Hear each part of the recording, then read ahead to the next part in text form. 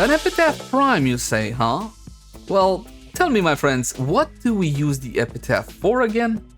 A primer? Oh no. When you have companions that can do that job for you, well, how about we actually deal damage with it this time?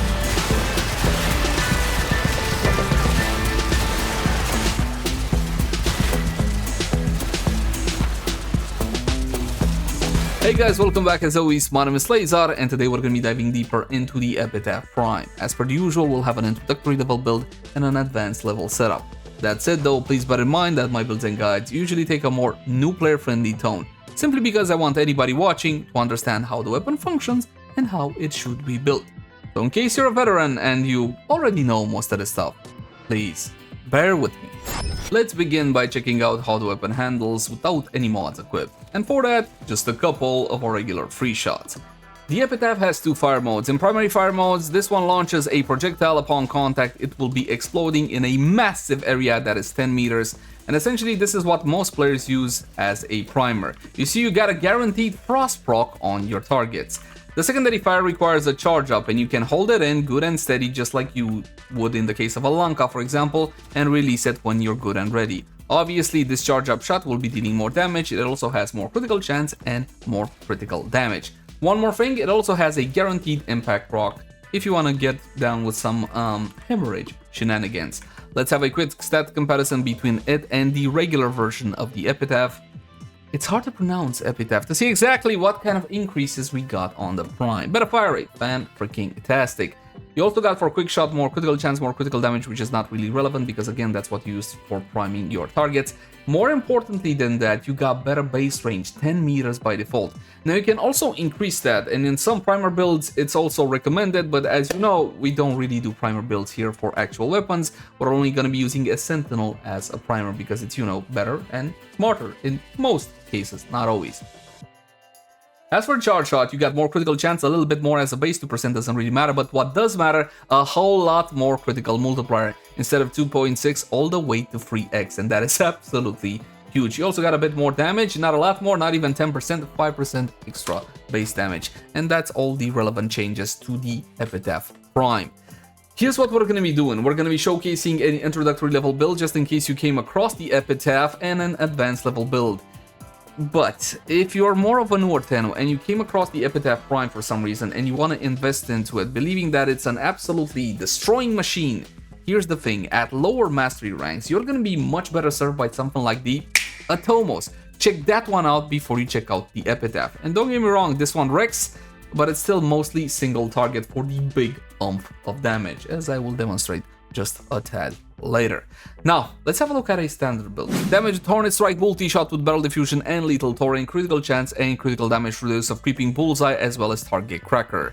But we're also going to be using sharpened bullets because more critical damage in our case for the charge shots is absolutely fantastic because with creeping bullseye alone, 150%.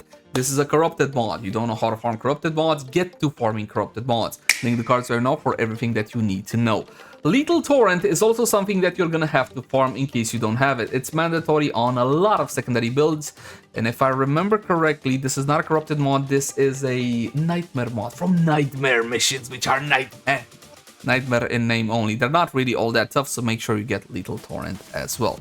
Also on the weapon, we got two 60-60 mods. We got Jolt and Pistol Pestilence. These two will be forming Corrosive. The elemental combo that you use on your weapon technically should be swapped in and out depending on the encounter and what enemies you're going to be fighting. Do they have armor?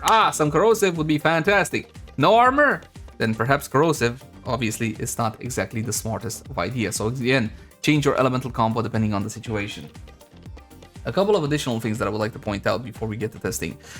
Hemorrhage. Here's the deal with Hemorrhage. Impact status effects have a 35% chance to apply a slash status effect. X2 win fire rate is below 2.5. Guess what my fire rate is? 2.45. Why is that? Because of creeping bullseye in combination with lethal torrent. So technically you can use this to get slashes out of it, big fat slashes, and with the vital status effect on your target, bellissima. But more often than not, this is not really needed. Allow me to show you what this introductory cheap level build can do against, let's say, level 100 Steel Path. Oh, by the way, I know Hornet Strike takes up a lot of Endo, leave 2 from the top, don't worry about it. The differences in damage will be minute. Steel Path modifier, Corrupted Heavy Goons level 100. And you might say, why just Corrupted Heavy Goons? Because we don't come across just Corrupted Heavy Goons, because these guys are the only tough guys. If I showcase the weapon on average targets, it's gonna look more powerful than it actually is. This is a more relevant showcase. So you do a couple of prime shots, hey, I remove some of that armor, and then you go for a headshot, a body shot, a whatever shot you want. Did you notice those guaranteed frost procs? Absolutely bloody phenomenal.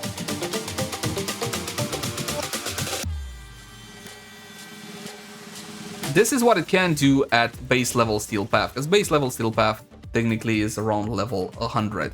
Now let's say you don't like this approach. Hold on, I want to go for the Hemorrhage approach. Well, you just gotta swap out a couple of these mods and then you are good to go. Normally, I don't really recommend you prime with this weapon and you kill with this weapon. If you want to build it into a killer, use your Sentinel to proc things. But let's say that for newer players, using their Sentinel to proc things as a primer is a bit asking too much. So sure, no problem, let's go the Hemorrhage route. We go like so, and we're going to be getting rid of, well, actually, Target Cracker to Sharpen Bullets gives you 75%, so there you go. Lethal Torrent, that would also be nice to get rid of, but then the weapon becomes super sluggish and honestly borderline unplayable. And instead of Jolt, we're going to be going with the Colt 6060. Now, I'm aware I didn't tell you where to get Jolt. Jolt is annoying, you only get it from Battlekeeper the Void Trader, and you should subscribe to LeyzarGamingViews to know when he brings Jolt. No, it's not farmable from the game. Pistol Pestilence, however, from Corrupted Vor in the Void, and Frostbite from Spy Missions. And you might be wondering, why talking so fast? Because I'm trying to cram in as much relevant information as I can into the shortest amount of time. Same thing as before. Hit these guys. Now I'm gonna go for a headshot, like so. This one kills with the slash procs, and you can get humongous level slash procs for an introductory level build in the hundreds of thousands. Look at that, 272, beautiful, fantastic, glorious, 300,000.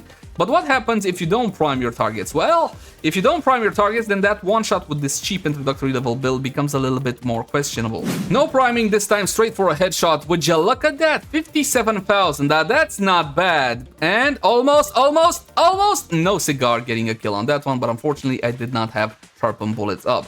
This will be a normal shot. You got extra damage on that one, 66,000, and you're still getting a full one shot.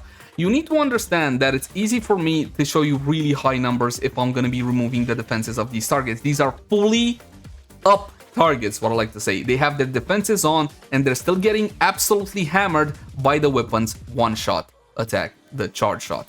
And that's pretty much it for an introductory level build. What follows next is for the more advanced players. Now I know that you guys don't need my help with builds and I know that, but why don't we go for something a bit more like this? Of course, Prime Target Cracker, Prime Pistol Gamba, Prime Heated Charge. Hey, why aren't you going for the thing for the stuff with the Creeping Bullseye? I hate minus fire rate on this weapon. What I normally do is use Creeping Bullseye as a tool to make my fire rate good enough for Hemorrhage double chances. You get what I'm saying? I'm not going to be using Hemorrhage on this one because here's the thing, the weapon packs enough damage so you don't need to actually rely on those damage over time effects. And there's one more thing, you're not tired of Slash and Vital yet, it's been years. So with our recent changes, I thought, hey, let's move away from Slash and Vital, at least as an example level. What else we got? I went for the 90 mods, not the 60-60 mod, because again, I'm going to be priming with a Sentinel. I want the biggest wallop of damage that I can out of my weapon, and of course, we got Vital on hit on this one. The brand new faction, which is technically the old faction, the Orokin faction, as a contact damage level, now it's weak to Vital. It used to be the Corrosive. So, in essence, in our builds, when fighting the Corrupted, the Orokin, they changed places. You used to build Vital on your primer and Corrosive on your weapon for contact damage, but now you build Corrosive on your primer, together with heat ideally, and Vital on your weapon, because, you know, build diversity and all whatnot. Galvanized Shot needs to be explained. Yes, I know, it will not be applying its damage benefit to the explosion, which we do not care, but it will be applying its damage benefit to the big charge shot, that big impact damage. And Cascadia Flare here, how are you gonna keep up Cascadia Flare? Are you gonna prime your targets? No, I'm not. Like I said, we use a primer in 2024, and the best primer in the game right now is gonna be the Driga. Jumping off point build. You can modify this however you want, but more importantly, make sure you get the Hellstorm from Fortuna and mod it like so. We're going to be proccing Corrosive, removing the armor of that target, not all of it necessarily, some of it, and some heat procs that will keep my Cascadia Flare up all the time, as long as there's stuff to shoot. As for Warframe buffs, well, you don't really need any Warframe buffs. Up until this point, we used an empty build just so we don't skew the test results, so you get the exact correct numbers. Corrosive Projection, Arcane Avenger, Arcane Precision for more flat damage. Do you need more flat damage?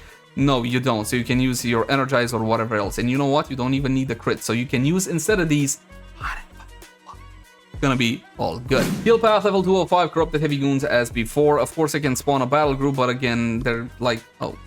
Make sure they're not paused because the Sentinel stops firing if they're paused for some reason. I don't know, ask D. So, no priming whatsoever from the actual weapon. I'm just gonna start firing at them. I mean, do I need to say more? What do you want me to say? Oh, I know what you're gonna say. Laser! It's a single target weapon, but it has punch through, boys! See, if I aim it correctly, I can get multiple at once. Or I should be able to get multiple. Just stand the frick still so I can show. See that? Punch through! The weapon has punch through, so a kind of pseudo AoE, and that means if you get something like a Nidus or his ability to kind of bunch them up together, then you're gonna have no problem in taking out multiple targets at a time. Nice red crit, nice red crit. And by the way, that guy that I just shot wasn't even prime. This guy is prime, which is why you're getting a whole lot more damage on him. We're gonna be going in a survival against the Murmur, Steel Path. Why survival? Because that's a high density mission and I want to show a single target weapon such as this one kind of strain against a high mob density. Now, since we're going to be fighting the Murmur, they are vulnerable to contact damage. I'm talking about electricity and radiation. Keep in mind that accelerated isotope is a no-brainer when fighting the Murmur. And look at that, prime convulsion and prime heated charge. Mwah! Making a ton of radiation on the weapon, which will result in a whole lot of damage.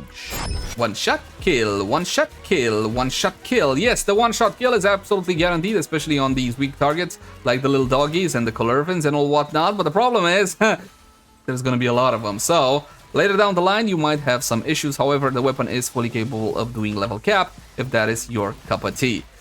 Now, here's the honest truth. I can stay here a while and showcase this weapon doing like one shot after one shot after one shot on these trash targets, but I think a more relevant test would be to hit something like an Acolyte. Yes, yes, yes, yes.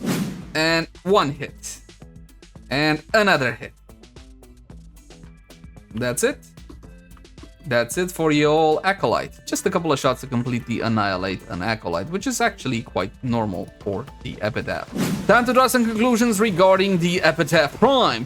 What can I tell you about it? It's still the same old Epitaph, just slightly better. Were you looking for a slightly better Epitaph? Then you're in luck, because this is what this is. Is it a bad weapon? Of course not. Not by any stretch of the imagination. It can be a fantastic primer. It can be a hard-hitting one-shotter. What more do you want from a weapon? There's one slight issue though. Ignoring all the usability faults that it has, the meta is actually the issue, because you can get a turret, an incarnate turret, a Latron, or whatever else, and destroy an entire corridor at a press of a button. But that's not the fault of the Epitaph Prime. That is the fault of the meta and the design choices that led down this road. I fully recommend the weapon as long as you understand exactly what it is, what it can do, and what it cannot do. As always, my name has been Leyzar. Thank you guys so much for watching. Like, share, and subscribe only if you enjoy the content. If you got any feedback for me, let me know in the comment section down below. You can also catch me on Twitch, Facebook, Twitter, all the usual places, testing this stuff out live. I'll catch you guys in the next one. Ciao.